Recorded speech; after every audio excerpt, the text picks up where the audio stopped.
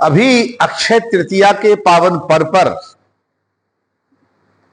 परम पूज्य स्वामी शिवोम तीर्थ जी महाराज का जो कर्म क्षेत्र है, कर्म भूमि है और तपोभूमि है, उस कर्म भूमि और तपोभूमि के ही मध्य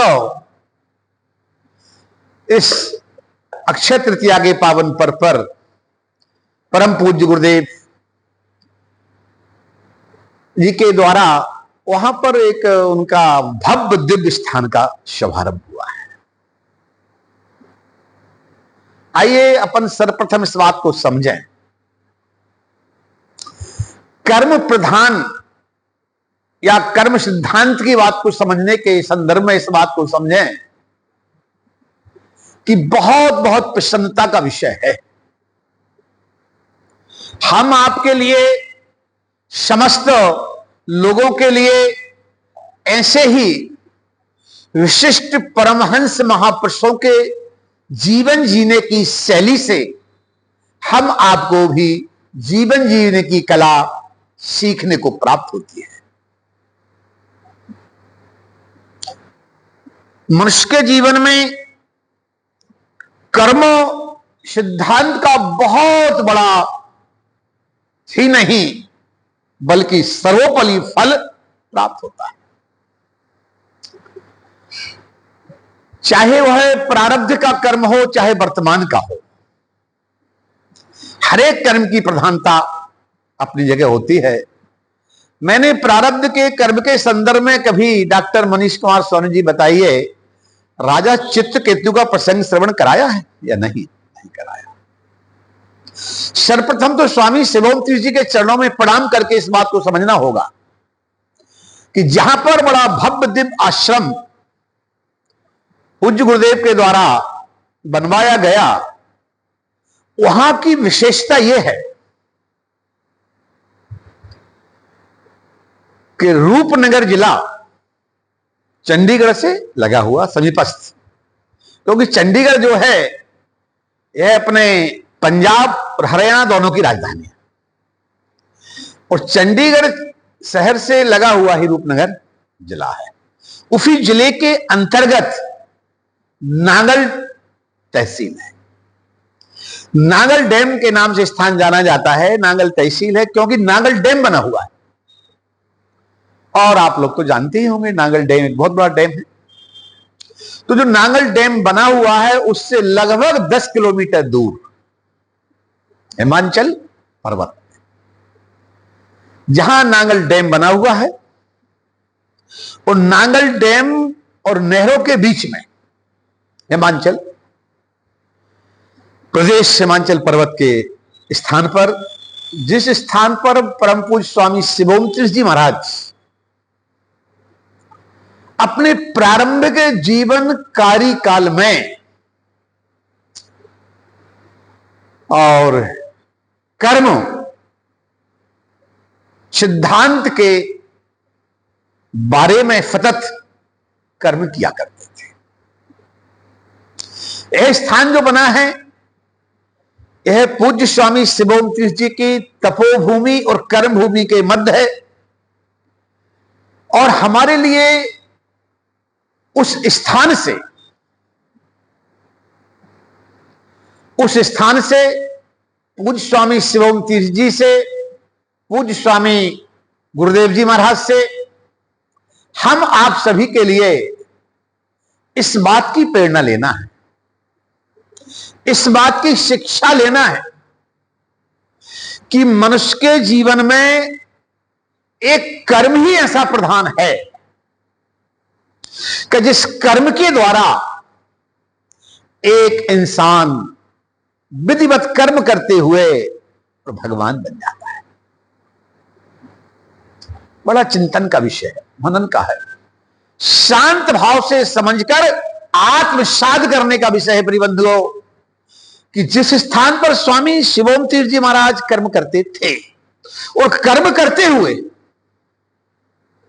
मैं बड़ी महत्वपूर्ण बात कहना चाहूंगा, भक्ति क्या है?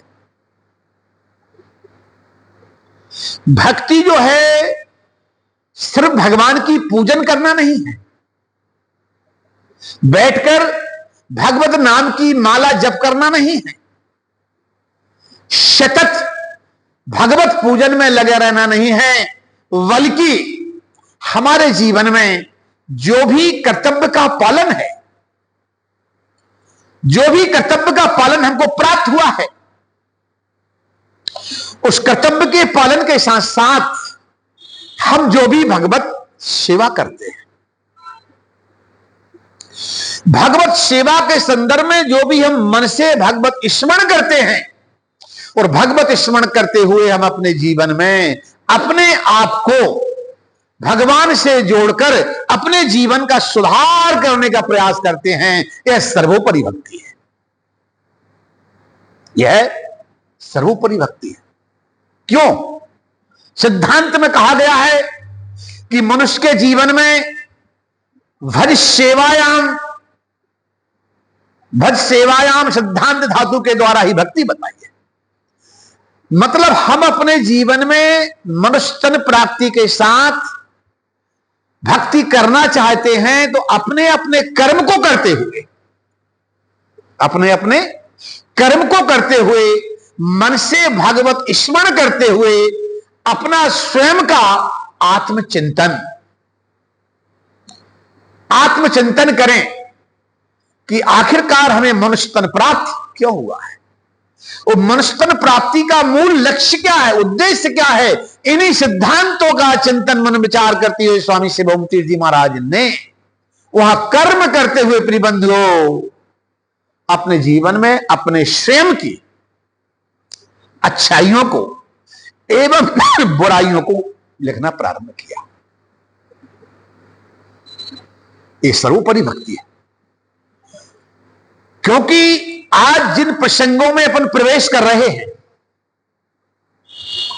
इसके पूर्व में कौन से प्रसंग थे भैया जी?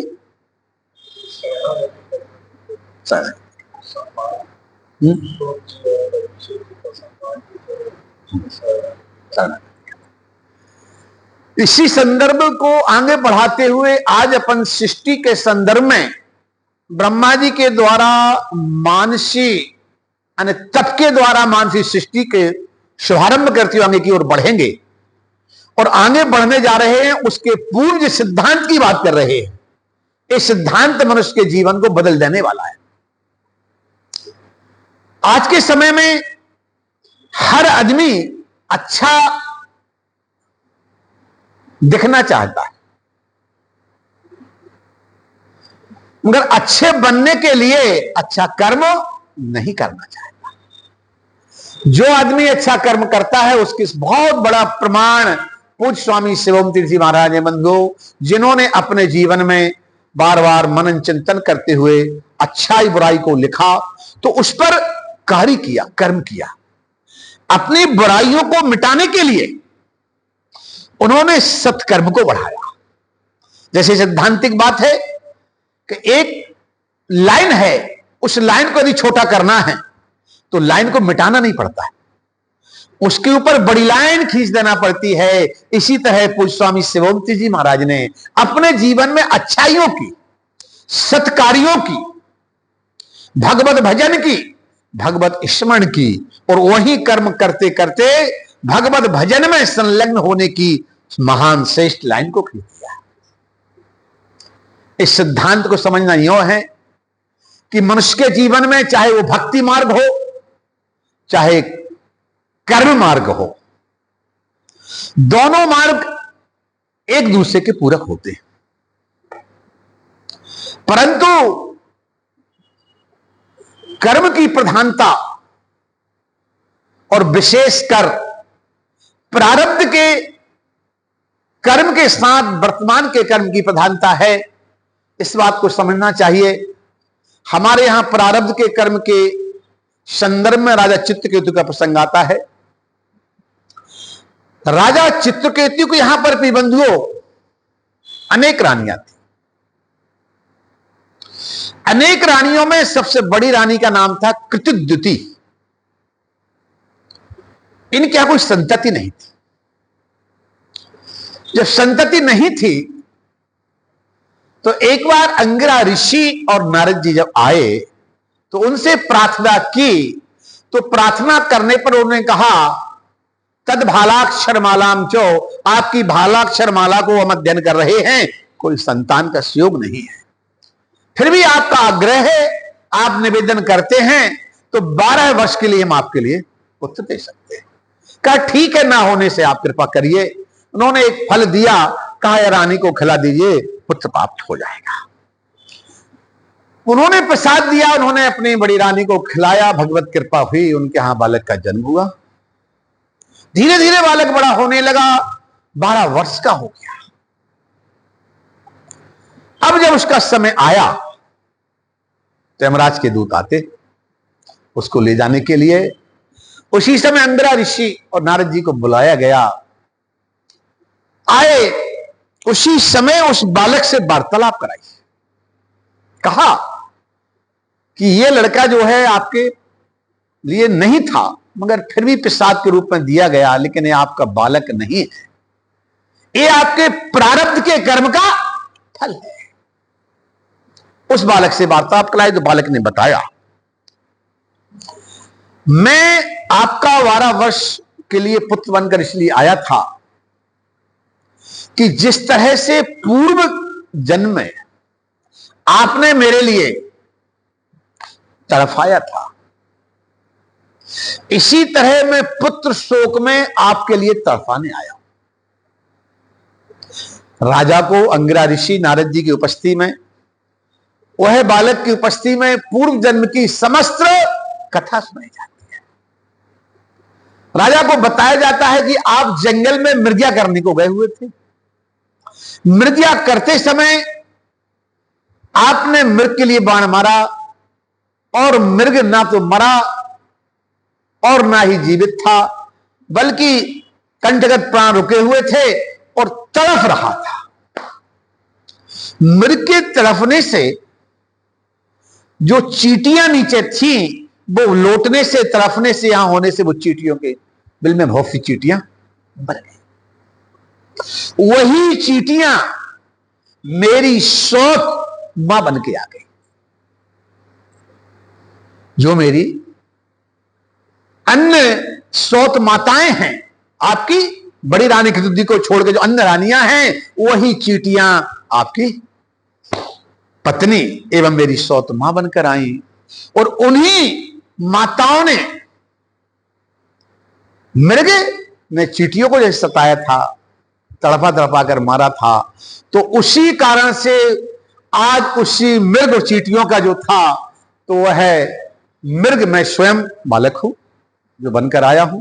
और ये 100 चींटियां मेरी 100 मां बनकर जो आई, इन्होंने मुझे बदले में हालाहल विष दिया, जिससे मैं मृत्यु को प्राप्त हो गया। पूर्व जन्म का बदला, पूर्व जन्म के कर्म सिद्धांत के आधार पर, उस कर्मानुबंध के हेतु इन्होंने मुझे हालाहल विष दिया, जिससे मैं मृत्यु को प्राप्त हुआ। और मैं वही मृग हूं जिसको आपने बाण मार के तड़पाया था। इसी तरह मैं आपको तड़पाने के लिए, कष्ट देने के लिए 12 वर्ष के लिए पुत्र बन के आया। कहने का तात्पर्य है अवश्य में भोक्तव्यम, अवश्य में भोक्तव्यम वो कृतस्य फल शुभाशुभम। मनुष्य के जीवन में जो पूर्व जन्म का कर्म है, वह तो हम आपने देखा नहीं, परंतु स्वामी शिवोम तीर्थ जी महाराज इस बात को सुस्पष्ट ढंग से स्पष्ट करते हैं कि वर्तमान के कर्म को हम कदापि न बिगाड़ें, क्योंकि यदि वर्तमान का कर्म सुधरेगा तो निश्चित है धीरे धीरे प्रारब्ध भी कटेगा। तो हमारे लिए इस बात को समझना है कि कर्म और भक्ति, भक्ति वही है हमारे जीवन में कि सो सो कर्मण्य विरथा संसिद्धिम लभते नरहा।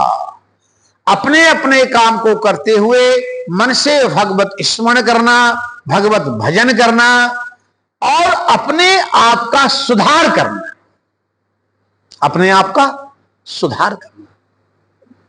और अपने आप का सुधार ऐसा करना कि धीरे धीरे धीरे हम कर्म करते हुए भगवत स्मरण करें कि अपनी समस्त गलतियों का, समस्त बुराइयों को मिटाकर अच्छाइयों में परिणत करते हुए।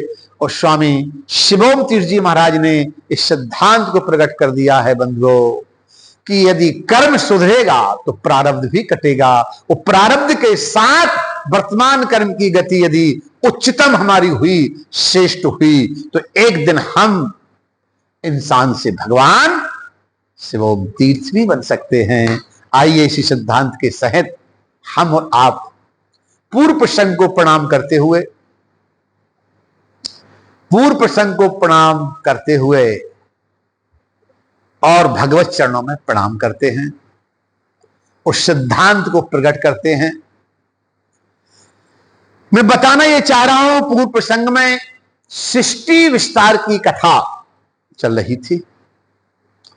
सृष्टि विस्तार की कथा में दुर्गा ने इस बात को भी कहा था कि आप जो है एक बात को या कोई कोई बातों को, किसी किसी प्रसंग को दोबारा प्रस्तुत करते हैं।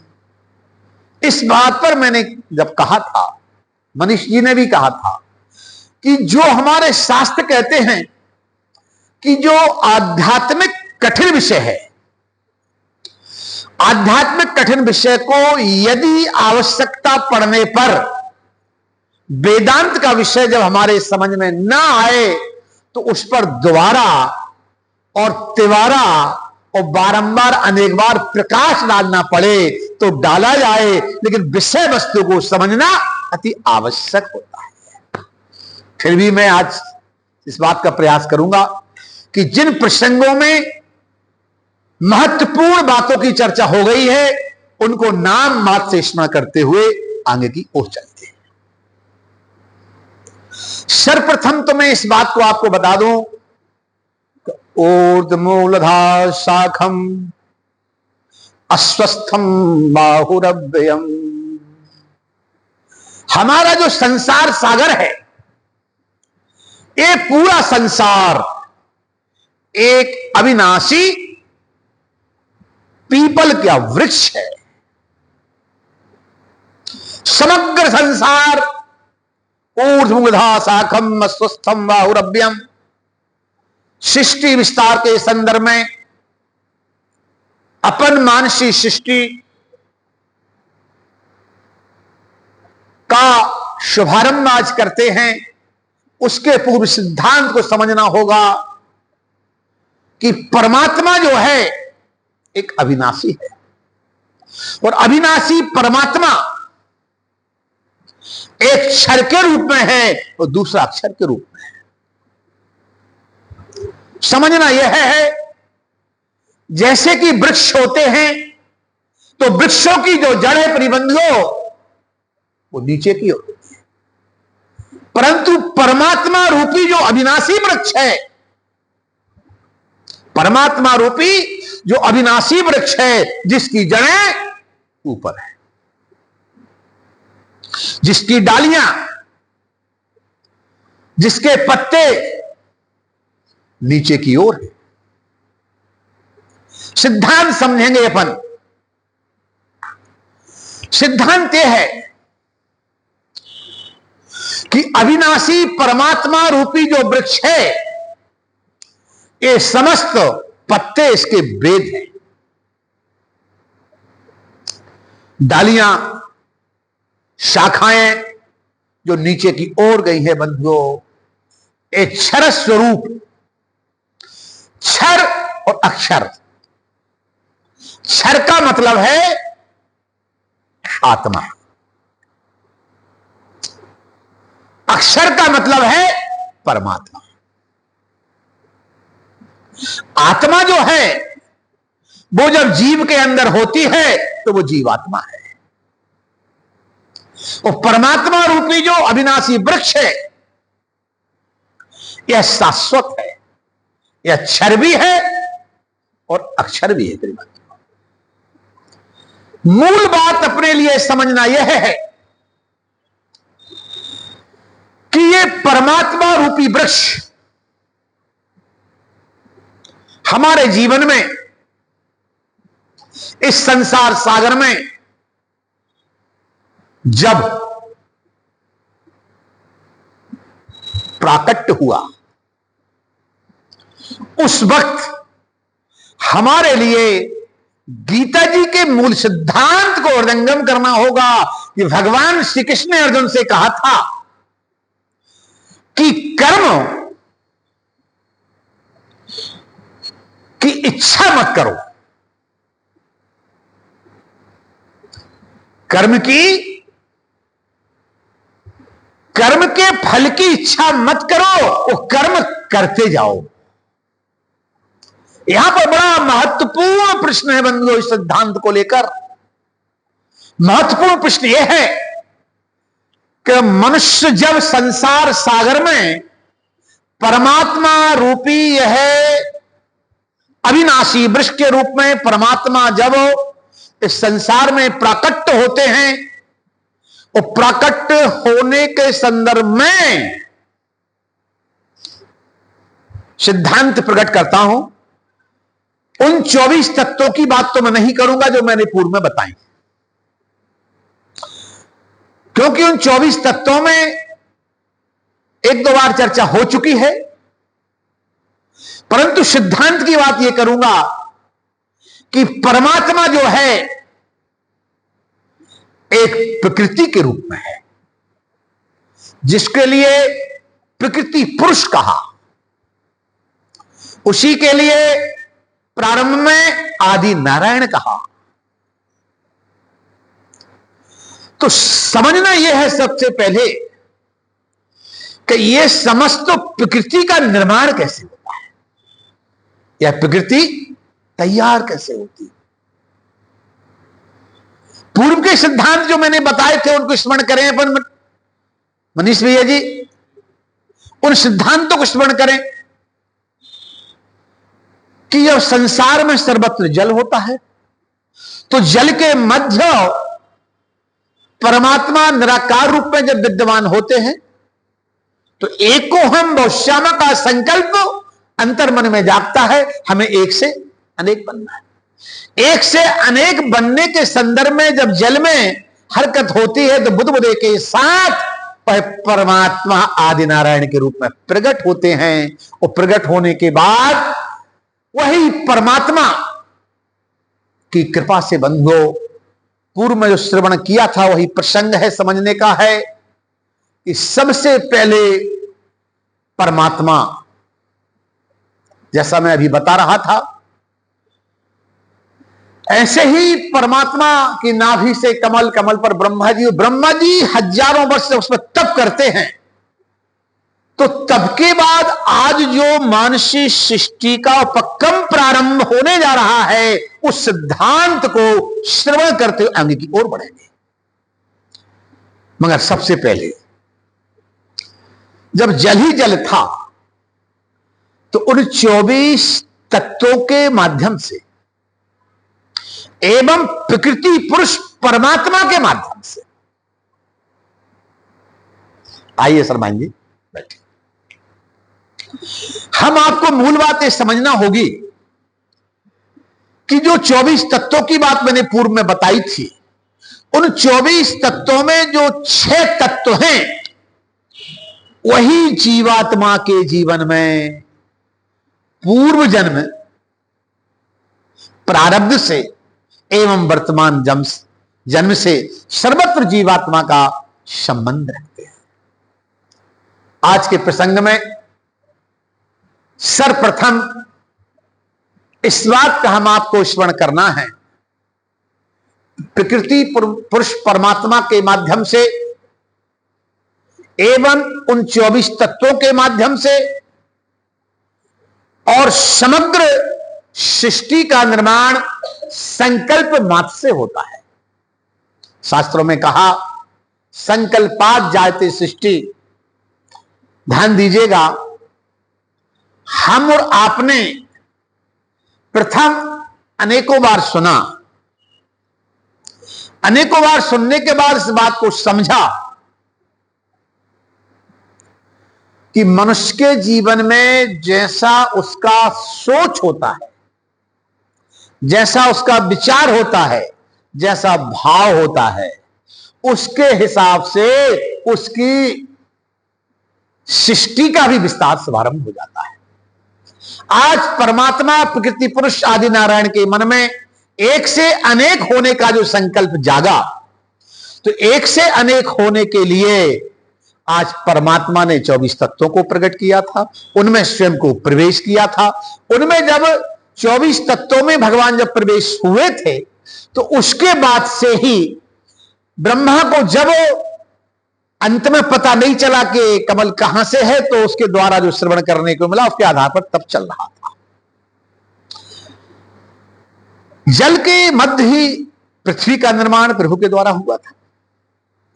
अब समझना यह है, सर्वप्रथम इस बात को समझना है कि ब्रह्मा जी ने जब तप किया, तो तप के बाद इस सृष्टि का शुभारंभ कैसे होता है। सबसे पहले ब्रह्मा जी ने यम ब्रह्म वरुणेन्द्र रुद्रमरुता स्तुवन्त देवैस्तवैर वेदै सांग पदक्रमोपनिषदैर गायन्ति यं सामिगा ध्यानावस्थित तद्गतेन मनसा पश्यन्ति यं योगिनो यस्यान्तं न विदुःसुरासुरगणा देवाय तस्मै नमः। देवाय तस्मै नमः। सर्वप्रथम ब्रह्मा जी के द्वारा, उनकी तपस्या के द्वारा मानस ऋषि और मानव ऋषि के पूर्व 4 अवतार प्रकट होंगे, जिन चारों अवतारों का एक अवतार है। सर्वप्रथम इस बात को अपन जरूर समझें कि वो 24 तत्व जो हैं वो प्रथम में चर्चा हो गई, लेकिन 6 तत्वों की चर्चा इन ऋषियों के प्राकट होने के साथ आगे बढ़ती है। उनके मानस पुत्र। मैथिली सृष्टि का उपक्रम बाद में प्रारंभ होगा, मगर अभी जो सृष्टि का शुभारंभ होने जा रहा है, ब्रह्मा जी के जो मानस पुत्र ऋषि, सर्वप्रथम ऋषि जो प्रकट होने जा रहे हैं तपस्या के माध्यम से, उन 4 ऋषियों से ही बंधुओं शुभारंभ हो रहा है। उसके शुभारंभ के पूर्व हमको सिद्धांत समझना पड़ेंगे कि जो 6 इंद्रियां हैं जिनकी प्रधानता है रूप, रस, शब्द, गंध और स्पर्श, और छठवां है मन, और साथ ही में बंधुओं 3 गुण, सत्वगुण, रजोगुण और तमोगुण। ध्यान दीजिएगा, जब तक इन सबका समागम नहीं है, तब तक ऋषियों के द्वारा जो सृष्टि का विस्तार आगे बढ़ने जा रहा है, वो प्रक्रम आगे नहीं बढ़ेगा। तो प्रकृति पुरुषोत्तम परमात्मा के माध्यम से इन मानसी ऋषियों के प्राकट्य के पूर्व ही बंधुओं सत्वगुण, रजोगुण, तमोगुण की प्रधानता दी गई। ध्यान दीजिएगा, इस समग्र संसार में, संपूर्ण ब्रह्मांड में यदि प्रधानता है, तो जीवात्मा के संदर्भ में इस त्रिसर्गात्मक सृष्टि में 3 गुणों की प्रधानता है। शास्त्र में जो कहा, शास्त्र के आधार पर यह परमात्मा का जो प्राकट्य है, प्रकृति पुरुषोत्तम परमात्मा का जो प्राकट्य है बंधुओं, यह तीनों गुणों से सर्वत्र चाहे वो मानसी सृष्टि हो, चाहे अग्रम मानसी सृष्टि के पूर्व मानस ऋषि एवं मानस अवतरित सभी देवता, इनमें 3 गुणों की प्रधानता और 6 इंद्रियों की प्रधानता को विशेष महत्व दिया है। बंधुओं, 3 गुणों में जो मैं बता रहा हूं, इस बात को समझें। सबसे पहले होता है सत्वगुण। सबसे पहले होता है सत्वगुण। सत्वगुण का मतलब है सात्विक विचारधारा, सात्विक विचारधारा, सात्विक सोच, सात्विक मनन, सात्विक चिंतन, सात्विक भोजन, सात्विक रहन सहन, जीवन जीने की शैली। किसी भी तरह के शांति प्राप्ति का, हाँ एक बात जरूर है, भगवान ने मनुष्य के लिए सब कुछ तो दिया। भगवान ने, परमात्मा ने मनुष्य को सब कुछ दिया, मगर शांति को अपने पैरों के नीचे छिपा लिया।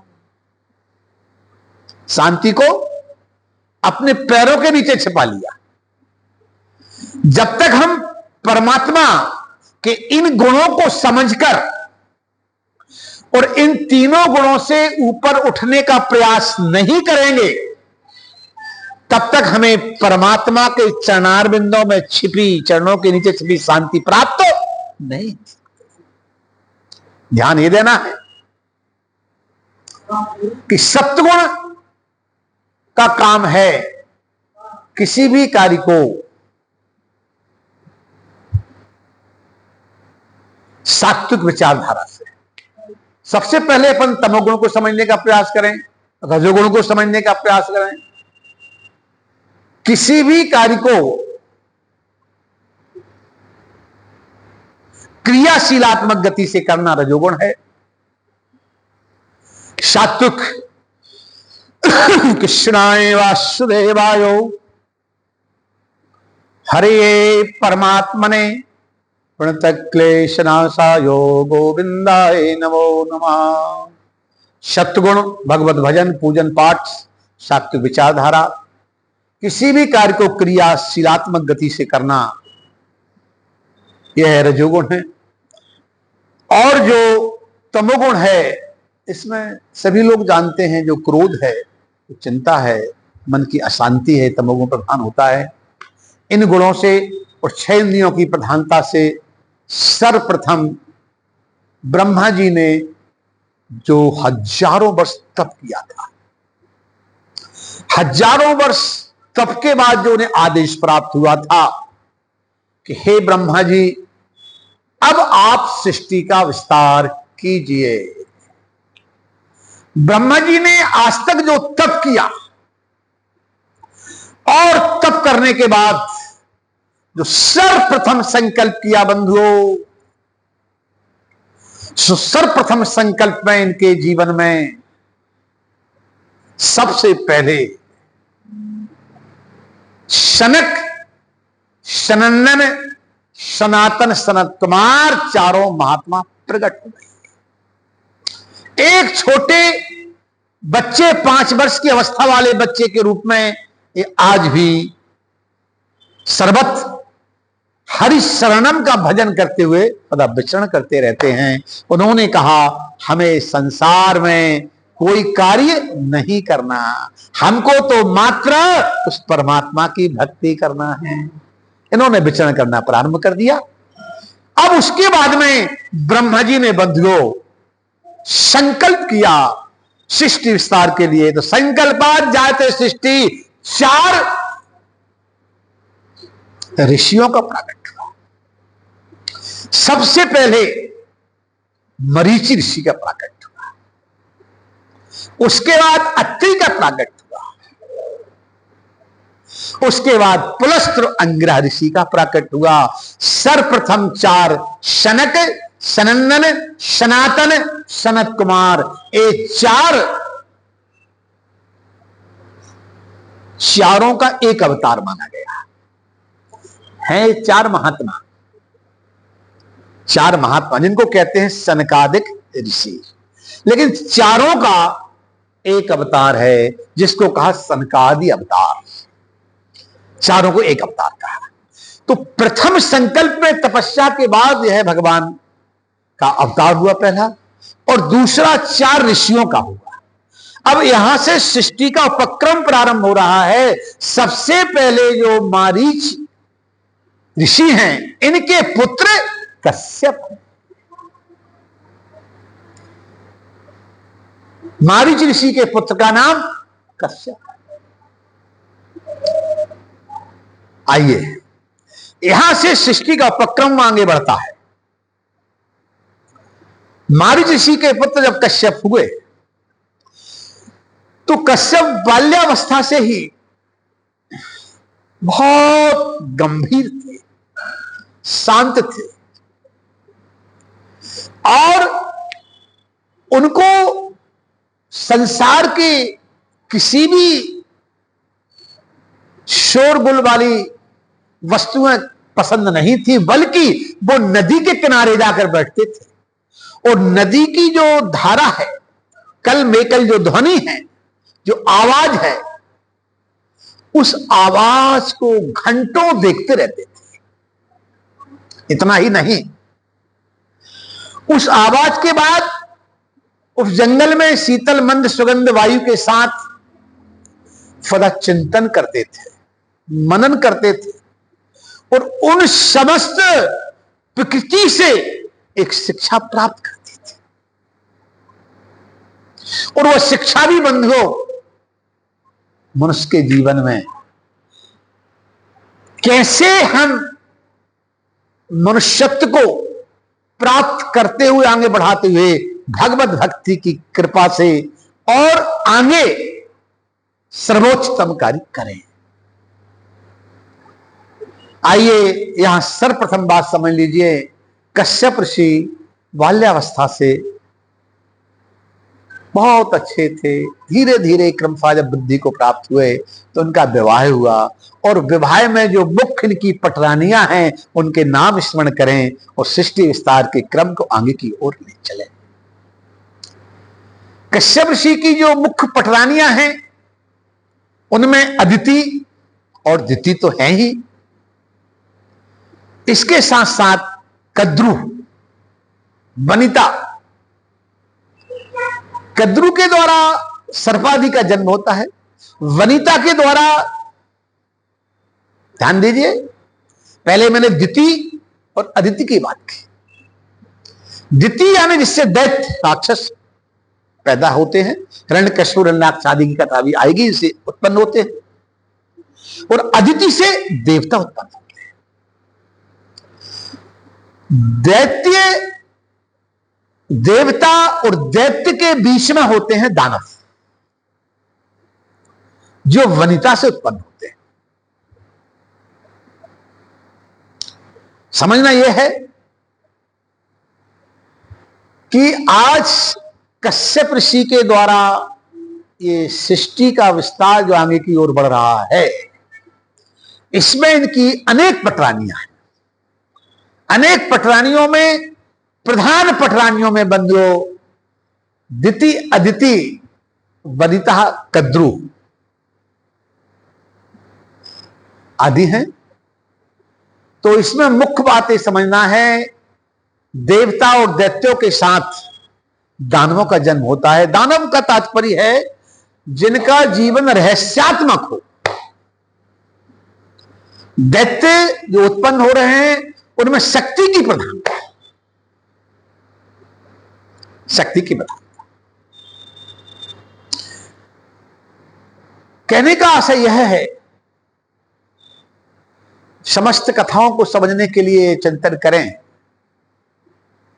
कि कश्यप ऋषि के सामने जब जैसी परिस्थितियां आती गई, उस परिस्थिति के हिसाब से कश्यप ऋषि अपनी धर्म पत्नियों को समझाकर और धीरे धीरे धीरे समयानुसार उनकी इच्छा को पूर्ण करते हुए सृष्टि का विस्तार करते रहे। विशेषकर देवियों में स्पर्धाएं होती हैं। स्पर्धा, ईर्षा, राग द्वेष पाया जाता है। तो जब जब देवताओं का जन्म हुआ तो दैत्यों का भी जन्म हुआ, क्योंकि दैत्यों की मां ने इस बात का प्रस्ताव रखा कि हम चाहते हैं शक्ति प्रधान पुत्र जब होंगे तब तो देवताओं का मुकाबला होगा, तब तो काम सही होगा। इसी बीच में बंधुओं तनु के द्वारा रहस्यात्मक दानवों का जन्म भी हुआ। तो इस परंपरा का एक आपने श्रवण किया होगा कि जिनके लिए अपने गोत्र का पता ना हो वो कश्यप गोत्र बोल सकते हैं, ऐसा शास्त्र में लिखा है। सभी गोत्र अलग अलग होते हैं, परंतु कश्यप ऋषि मुख्य हैं जिनके द्वारा सृष्टि का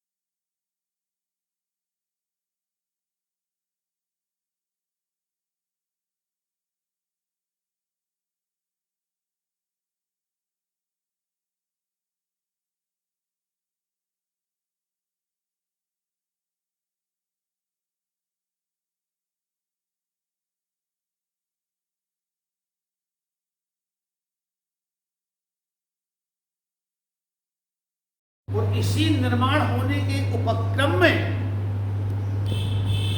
उन्होंने इस बात को देखा कि ये समस्त सृष्टि आगे बढ़ेगी, उसके पूर्व सबका अपहरण किया और अपहरण करके सृष्टि को अपने साथ लेकर रसातल में चला गया। जब हिरण्याक्ष नाम का राक्षस, सृष्टि का विस्तार हो ही रहा है, अभी सृष्टि का विस्तार ही चल रहा है, आगे उपक्रम नहीं बढ़ा, एक ही अवतार हुआ है और ऋषियों के माध्यम से कश्यप ऋषि का जन्म विस्तार चल रहा है। उसी बीच हिरण्याक्ष नाम के राक्षस ने सृष्टि का अपहरण किया और रसातल की ओर चला। जब रसातल की ओर गया तो यहां पर सर्वप्रथम ध्यान यह देना है कि भगवान से लोगों ने प्रार्थना की। देवताओं ने, ब्रह्मादिक देवताओं ने प्रार्थना की कि हे प्रभु कृपा की वर्षा करो। अभी हमने सृष्टि के विस्तार उपक्रम को शुभारंभ किया है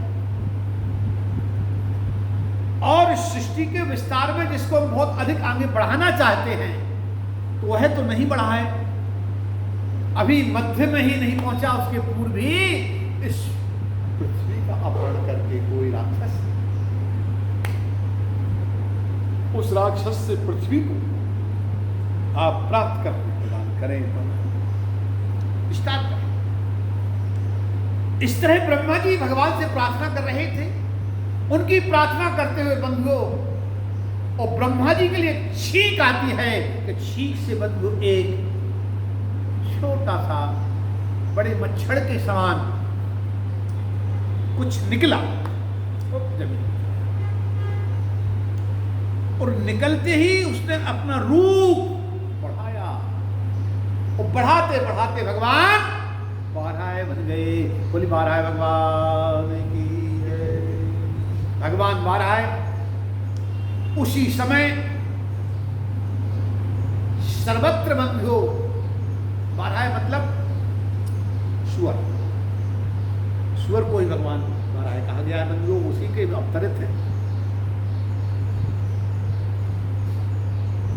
तो भगवान बारह ने बंधुओं सर्वत्र अपनी नासिका से सूंघने के माध्यम से इस बात का पता लगा लिया कि वसुंधरा पृथ्वी कहाँ है। जिस पृथ्वी को मैंने जल के मध्य तैयार किया सृष्टि विस्तार के लिए, वो कहाँ है? तो उनके लिए नासिका से सुगंध लेने के माध्यम से पता चल गया कि वह तो रसातल में छिपी हुई है, तो वह जल के अंदर पतल की ओर गए। वहां पर बंधुओं हिरण्याक्ष नाम का राक्षस इस पृथ्वी को अपने आप में कैद करके रखा। भगवान ने सोने वाले हिरण्याक्ष को जगाना उचित नहीं समझा। सोचा मैं तो पृथ्वी को लेने आया हूं। तो उन्होंने पृथ्वी को लिया और लेकर बंधुओं फिर चले कि तुरंत नींद जब खुली इसकी, तो इसने आज प्रस्थान किया और प्रस्थान करते हुए भगवान बाराय पर गदा का प्रहार किया, तो भगवान ने भी प्रहार कर दिया।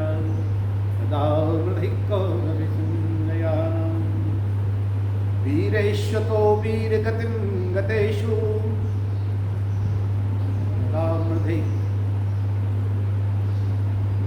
दंडे राष्ट्रपति गदामृधि कौरविशंजयाना। जिस तरह से बंधुओं महाभारत में वृकोदरा भीम गदा विमर्शे भगनोरु दंडे धृतराष्ट्रपुत्रे, जिस तरह से भीम और दुर्योधन का युद्ध हुआ था, भीम और दुर्योधन का युद्ध हुआ था कि गदामृधि कौरव संजयानाम वीरेश्वतो वीर गतिम गतेषु कि वृकोदरा भीम गदा विमर्शे भगनोर्दंडे धृतराष्ट्रपुत्रे। यहां पर बताया गया कि जिस वक्त भीमसेन को श्री कृष्ण भगवान ने स्मरण कराया, जंघा की ओर इशारा करते हुए स्मरण कराया था कि हे भीम, अब गदाओं का प्रहार दुर्योधन के जंघा की ओर करना है जहां पर उसने लंगोट को लगाया। और जब भगवान कृष्ण ने स्मरण कराया तो उसी स्मरण के बाद जब भीम उत्तेजित हुए तो जब उत्तेजना में आकर जब उन्होंने दुर्योधन के लिए चैलेंज किया था कि अब तुम्हारे प्राण तुम्हारे मरे हुए भाई बचा सके तो बचा लें, और तो और हमारे भाई पांडवों के लिए भी चैलेंज है, वो बचा लें। अंत में वहां पर बंधुओं भीम ने यहां तक कह दिया था, रे रे दिष्टा घात राष्ट्रा प्रबल भुज वह पांडवा तांडवा रे रे रे कृष्णा दत्र भीमी ऊर्ध्वाहु। हे कृष्ण तुम्हें भी चैलेंज है, तो चाहो तुम वीर के प्राणों को बचाओ। कृष्ण भगवान सुन के हंसने लगे थे उस समय कि बड़े आश्चर्य की बात है कि देखो ये भीम आज इतना भावावेश में बह गया कि मुझे ही चैलेंज कर रहा है। भगवान हंसने लगे और हंसते हंसते हंसते कहा ठीक है भीम, आज भाव के महाभाव में प्रवेश करके तुम अपने आप का होश खो बैठे, इसलिए तुम इस बात का होश नहीं है कि मुझको ही चैलेंज कर रहे हो। कोई बात नहीं, युद्ध करो, मुझे तुम्हारी हो। अंत में वही हुआ था। कहने का मेरा तात्पर्य है बंधुओं, जैसा युद्ध आज गदा युद्ध, हस्त युद्ध, जिस प्रकार से युद्ध यहां पर बंधुओं दुर्योधन और भीम का हुआ था, ऐसा ही युद्ध आज हिरण्याक्ष और भगवान बाराय का हुआ बंधुओं। उसी वक्त भगवान ने इस पृथ्वी के लिए अपनी शक्ति के माध्यम से और पृथ्वी के लिए आज आधार पर बंधुओं एक हाथ पर उसके लिए रोका और अपनी संकल्प शक्ति के द्वारा आधार में पृथ्वी को वहीं पर रोका और युद्ध किया और बड़ा भयानक युद्ध हुआ, बहुत लंबे समय चला।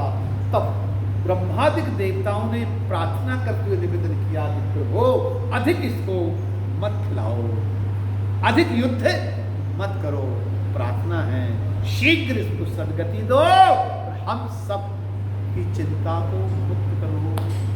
उस समय भगवान ने अपने गदाओं के प्रहार से हिरण्याक्ष का वध कर पृथ्वी को लाकर ब्रह्मा जी को सौंपा और उसके बाद अग्रिम सृष्टि का आगे संभाला। आइए इसके बाद में सनकादिक ऋषियों के संदर्भ में जो बात हुई है, पहला सनकादि अवतार था, दूसरा प्रिय बंधुओं बारह भगवान का अवतार है, तीसरा जो है ये नारद जी का अवतार है। याद है डॉक्टर महेश कुमार स्वामी जी को? तो मैं सर्वप्रथम मैंने जो आपको बताया कि सनकादि अवतार ब्रह्मा जी के द्वारा हुआ, दूसरा भगवान वाराह का जो अवतार दिया अभी आपने श्रवण किया ये पृथ्वी को रफातल से लाने के संदर्भ में हुआ, तीसरा यहाँ नारद जी का। हम आप सबको समझना यह है कि इसी अवतार के उपक्रम में आगे बात चलती है और चलते चलते चलते ब्रह्मा जी से ये कहा जाता है कि आप अपने जीवन में तप के माध्यम से जो सृष्टि का शुभारंभ कर रहे हैं इससे काम,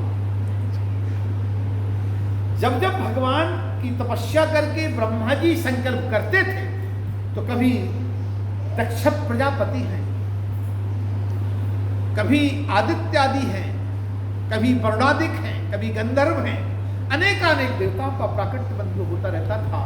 लेकिन यहां पर बंधुओं कहा गया कि अब आपके लिए मन और तप के द्वारा जो सृष्टि है इसके अलावा मानसिक सृष्टि का भी उपक्रम प्रारंभ करना है। मानसिक सृष्टि में यहां सर्वप्रथम बताया मनोस्तु सतरूपाया, मनोस्तु सतरूपाया ऋषि कन्या सिजगिरे आकुति देभूतिष्यो विशुति ऋतु विश्रुता।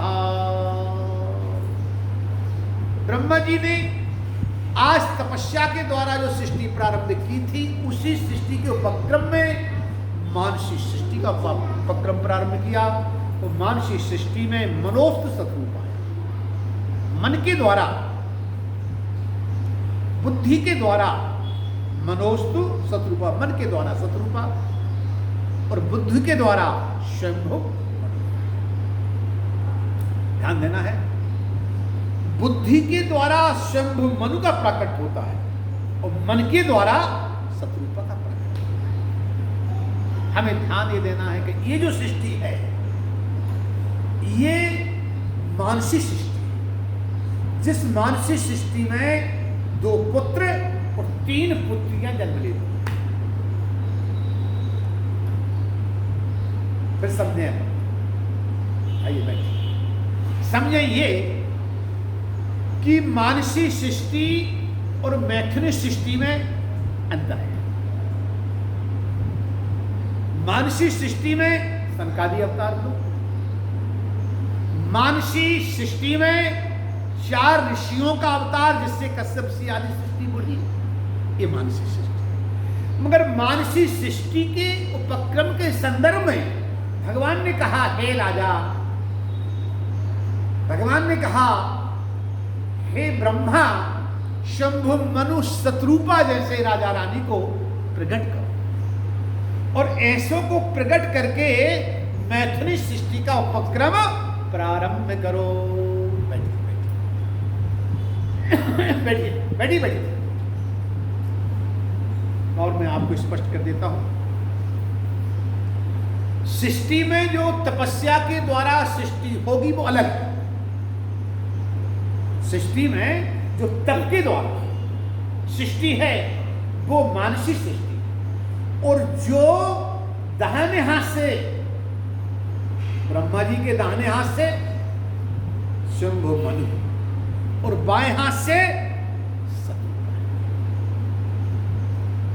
मनु और शत्रुपा, मन और बुद्धि के द्वारा इनका जो प्राकट्य है ये मैथुनी सृष्टि का उपक्रम प्रारंभ। इसके पहले मैथुनी सृष्टि नहीं थी बनती।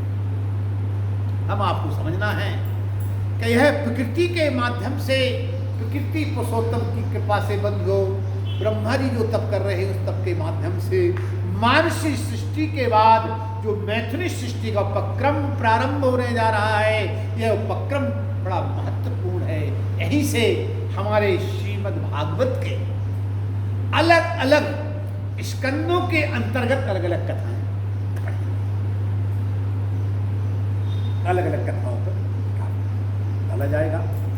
तो आइए सर्वप्रथम हम मैथिली सृष्टि के उपक्रम को प्रारंभ में श्रवण करते हैं कि मनोस्तु सतरूपाया, कि मनोस्तु सतरूपाया त्रिशी कन्या जगिरे आकूति देवभूतिश्चो प्रसूति ऋतुविश्रुतः।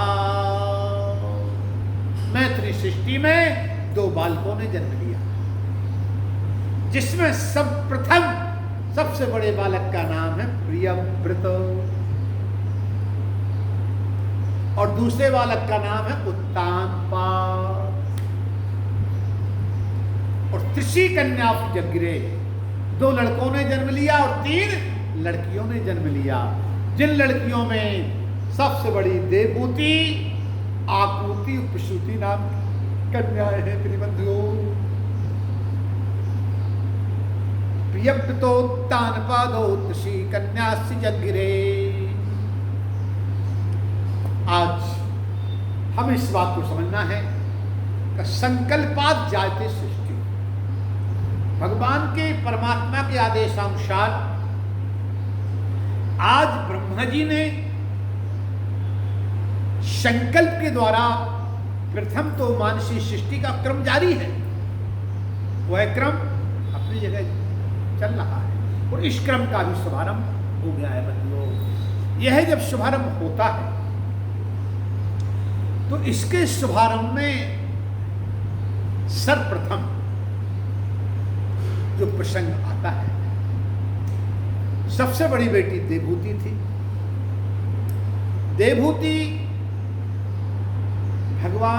देवभूति जो है महात्मा कर्दम के साथ विवाह संपन्न होता है। आकृति प्रसूति का दक्ष प्रजापति, रुचिर प्रजापति के साथ संपन्न होता है। ये थोड़ा सा समझ लीजिए, ये अच्छी बात है कि किसी भी प्रसंग के लिए तो प्रारंभ होता है तो डॉक्टर मनीष कुमार स्वामी जी ध्यान से समझकर मनन करते हैं और उसको आत्मसात करना चाहिए। तो मैं ये बता दूं, सबसे पहले जो 3 कन्याएं हैं, देवभूति नाम की कन्या का विवाह महात्मा कर्दम के साथ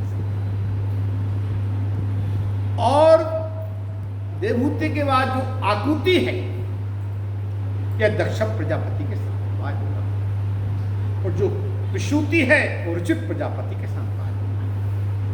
ये 3 कन्याओं का विवाह तीनों महात्मा कर्दम और 2 प्रजापति दक्ष प्रजापति के साथ संपन्न होता है।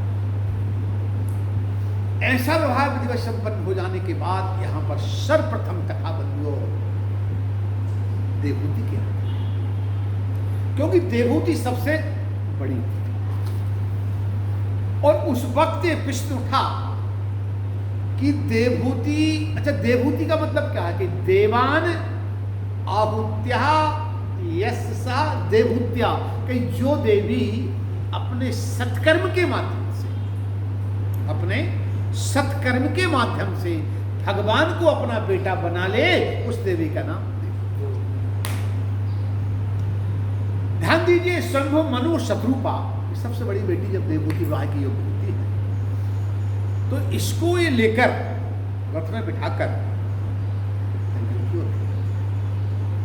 वहां जब ले गए तो वहां पर महात्मा कर्दम तपस्या कर रहे।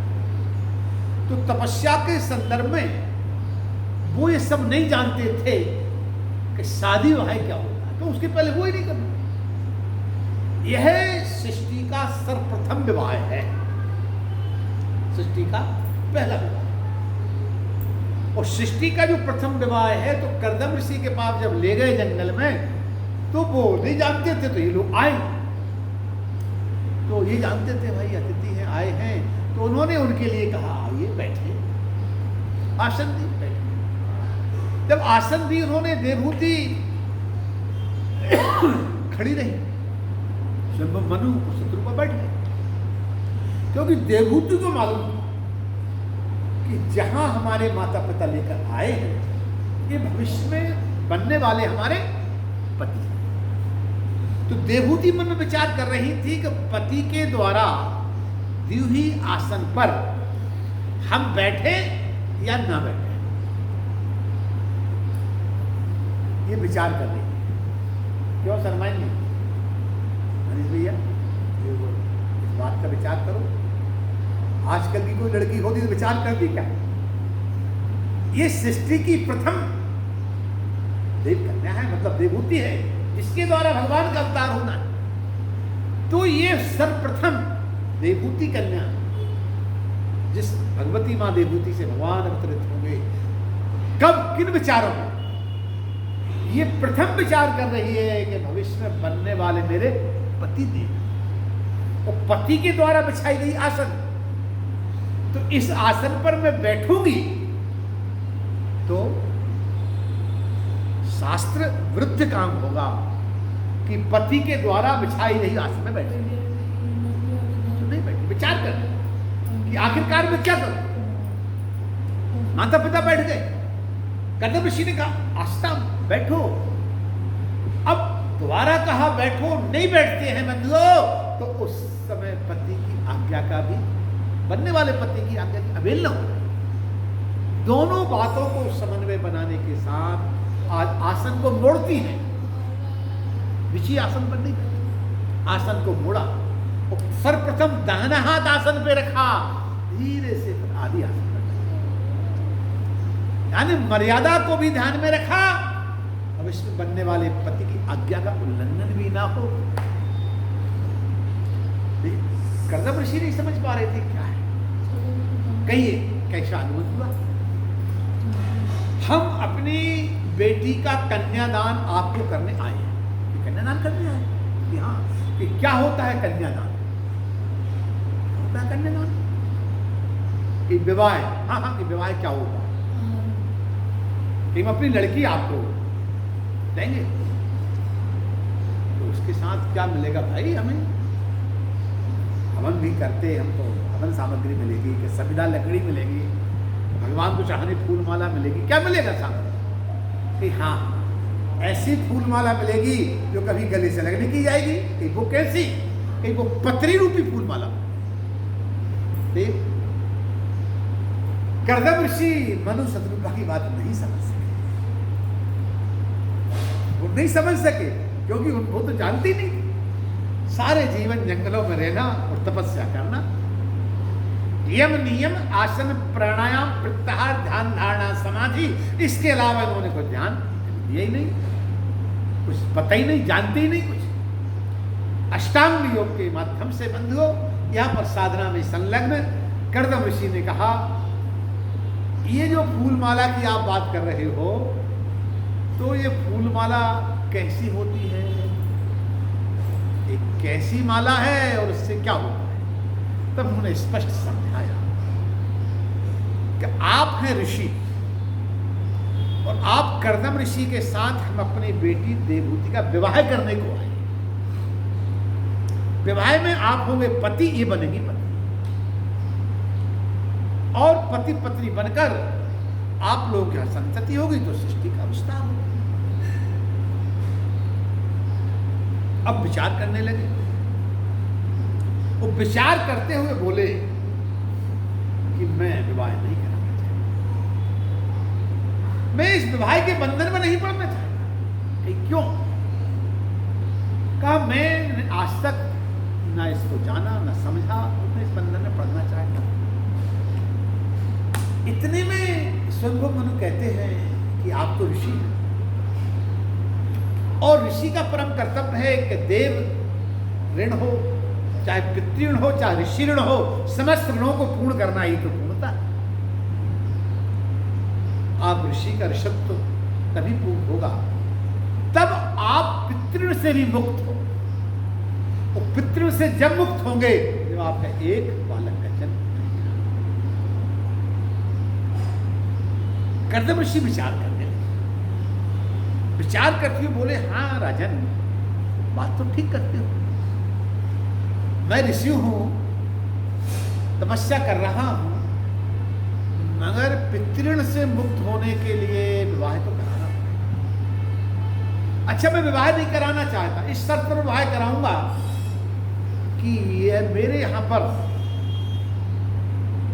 जब तक एक बालक का जन्म नहीं हुआ तब तक मैं गृहस्थ आश्रम में, बालक का जन्म होते सब छोड़कर चला। हाँ ऐसी बात। अब तो बंधुओं यहां पर भगवती देवहूति बोल पड़े, मैं सांसारिक सुख के लिए नहीं, संसार सागर में लीन रहने के लिए नहीं, मैं भी पति सेवा के माध्यम से,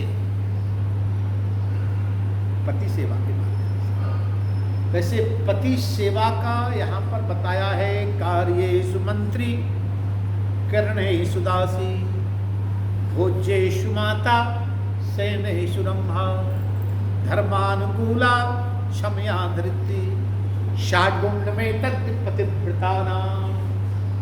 पतिव्रता देवियों के 6 गुण। पहला गुण बताया अपने पति को कार्येषु मंत्री, मंत्री के समान, जैसे राजा दशरथ का मंत्री सुमंत उनको सलाह देता। तो सु आने सुंदर, मंत्र आने सुंदर मंत्र, सुंदर सलाह, सुविचार, सकारात्मक। पति को खुदा अच्छी सलाह देना, कार्येषु मंत्री। कर्णेषु दासी, घर गृहस्थी का काम दासी के समान दौड़ के करना। भोज्येषु माता, पति को भोजन कराए तो जैसे मां अपने पुत्र को कराती है। क्यों शर्माएं जी, यहां विचार करना पड़ेगा। भोज्येषु माता कि जैसे मां अपने बेटे को भोजन कराती है ऐसा ही पति को पत्नी भोजन कराती है। मगर विचार करो आजकल भोज्येषु माता नहीं। अच्छा एक बात बताइए मनीष जी, क्या पति यहां तो ये बता रहे हैं कि जैसे मघा के परसे माता के बरसे, जब मघा बरसती है तो पृथ्वी जल से तृप्त हो जाती है, और जब मां बेटे को परसती है पुत्र भोजनों में तृप्त। तो पतिव्रता के गुणों में तीसरे गुण में बता रहे हैं, पहले में भोज्येषु कार्येषु मंत्री कर्णेषु दासु, पहले में मंत्री के समान सलाह देना, दूसरे में दासी के समान कार्य करना, तीसरे में बता रहे हैं भोज्येषु, भोजन कराना पति को तो जैसे मां बेटे को कराती है। मतलब पतिव्रता देवी का तीसरा धर्म है कि अपने पति को ऐसे भोजन कराए जैसे मां बेटे को कराती है। आजकल एक बात बताइए, मां के द्वारा पुत्र लोग तृप्त होते हैं तो पत्नी के द्वारा होते हैं? जब तक श्रीमती जी भोजन न कराएं तो तृप्त होते ही नहीं। क्यों है? अलग अलग परिस्थितियों पे भोज्येषु माता, शास्त्र कहते हैं, आपने एक अच्छी बात कही, अपनी अलग अलग परिस्थितियों पर निर्भर करता है, लेकिन सत्य है यहां शास्त्र में पत्नी का उल्लेख नहीं दिया, पत्नी का उल्लेख नहीं दिया, मां का दिया। इसका तात्पर्य क्या होता है कि जिस तरह से मां भोजन अपने पुत्र को कराती है, इसी तरह पतिव्रता देवी का, जो पत्नी पतिव्रता है, उस पतिव्रता देवी का परम कर्तव्य है अपने पति को जैसे मां बेटे को भोजन कराती वैसा भोजन कराए। ठीक बात कही। देश काल परिस्थिति में अलग अलग अपनी अपनी जगह है, लेकिन धन्य धन्य बंधुओं पतिव्रता देवी का तीसरा धर्म भोज्येषु, मां के समान भोजन कराना।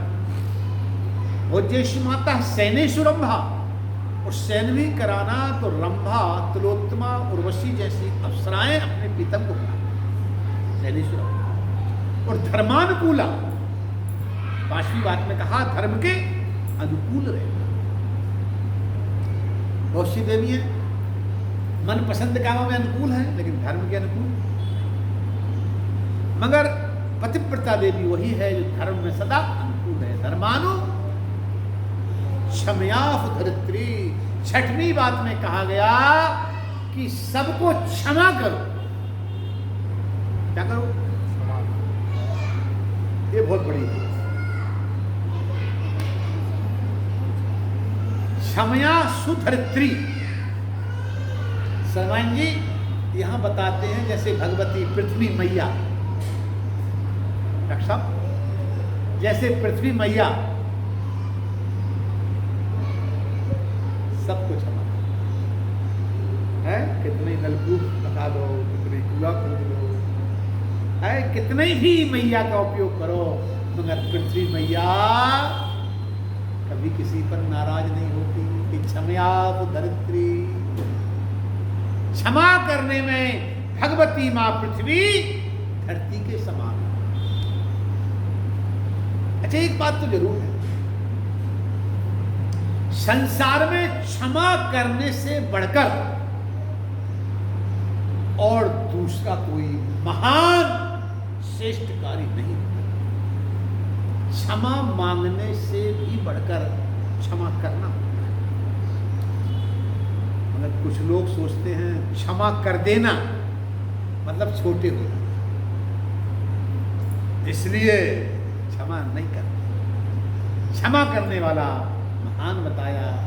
धन्य धन्य भगवती माँ देवभूति, आप में 6 गुण विद्यमान थे और इन 6 गुणों के साथ आपने एक शब्द कहा आखिरी शब्द का सार कि मैं उस शर्त पर वाह करा रही हूं कि मेरा मुख्य धर्म है पतिव्रता, पति की सेवा करना। और पति की सेवा के माध्यम से 6 गुणों युक्त सेवा करूंगी। उस सेवा के माध्यम से जब तक मेरे यहां भगवान का अवतार नहीं होगा तब तक मैं गृहस्थ आश्रम में रहूंगी। उसके बाद में भी ध्यान देना, आजकल के समय में तो 7 और 5 वचन होते हैं। क्यों नक्शा कितने होते हैं? 7 पत्नी की ओर से, 5 पति की ओर से, ऐसे 7-5 वचन होते हैं। मगर 7-5 वचन के बाद भी गोविंदाय नमो नमः। यहां लेकिन 2 वचन ही बड़े महत्वपूर्ण। एक पितृ से मुक्त होने के लिए और दूसरा भगवान की प्राप्ति के लिए पत्नी की तरफ से, पितृ से मुक्त होने के लिए पति की तरफ से। दोनों ने एक एक वचन किया। एक बात मैं आपको जरूर बता दूं, बड़ी महत्वपूर्ण बात है। और उसमें एक बात और याद आ रही है कि आप लोगों ने ग्रहण तो देखे होंगे ना। ग्रहण, एक सूर्य ग्रहण भी होता है, एक चंद्र ग्रहण होता है और एक होता है पाणिक ग्रहण। यही जो मैं बता रहा हूं भाई, वो ग्रहण तो लगते हैं तो उनका दोस्त दूर तक चला भी जाता है। और आजकल के समय में जो पाणिक ग्रहण लगता है उसका दोस्त दूर नहीं होता। गोविंदाय नमो। पाणिक ग्रहण जो है ये बहुत बड़ा अतिशय आजकल के समय में, इसके पहले इतना भयानक नहीं होता था। आजकल कुछ आधुनिकता में अधिक ग्रहण लगने लगा है, पाणिक ग्रहण। मगर देखिए हमारे शास्त्रों में जो पाणिक ग्रहण संस्कार बताया, आजकल तो पाणिक ग्रहण का लोग ग्रहण मानते ग्रहण लग रहा है, मगर सत्य है कि पाणिक ग्रहण का तात्पर्य है कन्यादान। और कन्यादान का मतलब है, पाणिक ग्रहण मतलब अपनी कन्या का जो गर है, हाथ है, वो बर के हाथ में वेद मंत्र से देना। हमारे शास्त्र में कहा है कि ये 3 काम स्थिर लग्न में होते हैं। सर्वप्रथम तो कन्यादान का बताया। अधिकांश आप देखिए जो विवाह जल्दी टूटते हैं उसमें स्थिर लग्न का ध्यान नहीं रखा जाता। और ध्यान कैसे रखें जब लोग जाने तब। भाई ये भी है एक व्यवस्था कि हमें पता ही नहीं स्थिर लग्न क्या। मैं आपको बता देता हूं, अपनी जो 12 राशि होती हैं उन राशियों में सबसे पहले चर, फिर स्थिर, फिर दुष्स्वभाव। ये सूत्र है बस।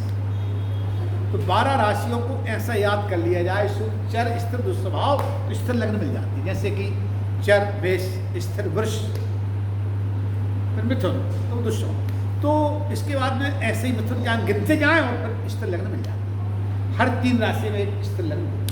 कहना ये चाह रहा हूँ, मूल बात चलो, कि हर एक जो कन्यादान होता है वो स्थिर लग्न में होना चाहिए। हर एक जो मंदिर की प्रतिष्ठा होती है स्थिर लग्न में होना चाहिए। हर एक गृह प्रवेश जो होता है स्थिर लग्न में होना चाहिए। ये बड़ी महत्वपूर्ण बात है, सामान्य बात नहीं है। हमारे शास्त्रों में लिखा है ये 3 काम विशेष मुहूर्त में ही होते हैं और स्थिर लग्न में ही होते हैं।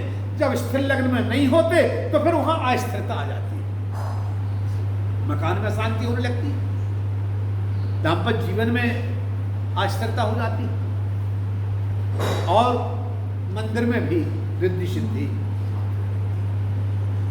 तो तीनों काम स्थिर लग्न में होने का शास्त्र में प्रतिपादित किया गया है। आज स्थिर लग्न में और आचार्य के रूप में कर्दम ऋषि स्वयं थे। कोई आचार्य नहीं, ऋषि पर जो नित्य प्रति साधना के साथ संध्या बंदन में संकल्प करते थे, उसी संकल्प के सहित और आज संकल्प करते। और एक बात मैं बहुत अच्छी आपको बता दूं, कोई भी काम करो संकल्प तो पढ़ा जाता है, शास्त्रीय बात है, और संकल्प के पहले हमारा मन से, हमारे भाव से, हमारे विचारों से किया गया संकल्प फलीभूत होता है। आचार्य के संकल्प पढ़ने के साथ जब तक आपके मन बुद्धि विचारों में संकल्प नहीं हो रहा तब तक वो पूर्ण नहीं होता, अपूर्ण। यहां पर संकल्प पढ़ा गया, लक्ष्मी सूपणी कन्या देवूत्या विष्णु सूपेण वरेणो कर्दम निश्याय सहिते तुभ्यम दातुम अहम संप्रदे। षष्ठी कहते हैं स्वीकार किया और उन्होंने कन्यादान करके और उनके कर कमलों में कन्या का पाणी के संस्कार प्रदान कर दिया। बताना ये चाहता हूं, शादी का मूल यही है। तिथि लग्न मुहूर्त संकल्प बनाया जाता है। जब संकल्प कभी भी कोई पढ़ा तो संकल्प कहीं ऐसा नहीं कि है, कहीं बनाया जाता है। नक्षत्र क्या है, लग्न मुहूर्त सबको देख के बनाया जाता है। उस समय कर्दम ऋषि ने संकल्प तैयार किया और संकल्प पढ़ा और 2 वचन हो गए, वाणी के संस्कार संपन्न हो गया। आइए लक्ष्मी सूपणी देवभूति नारायण स्वरूप भगवान कर्दम दोनों का समागम हो गया। भगवान लक्ष्मी नारायण मिल गए हैं, इनके चरणों में अपना प्रणाम करें और वाणी को प्रणाम करें, क्योंकि लक्ष्मी नारायण जब मिल गए तो दोनों की अब अपन लोग जो है चरणार विंदों की आराधना करेंगे, चरण पखारेंगे, चरण पखारते हुए उनसे भगवत प्राप्ति की प्रार्थना करेंगे। आइए कर्दम ऋषि से माँ भगवती देवभूति के मिलन में पाणिग्रहण संस्कार संपन्न होने पर हम अपनी वाणी को विराम देते हैं। आगे का प्रसंग आगामी रविवार में प्रस्तुत किया जाएगा।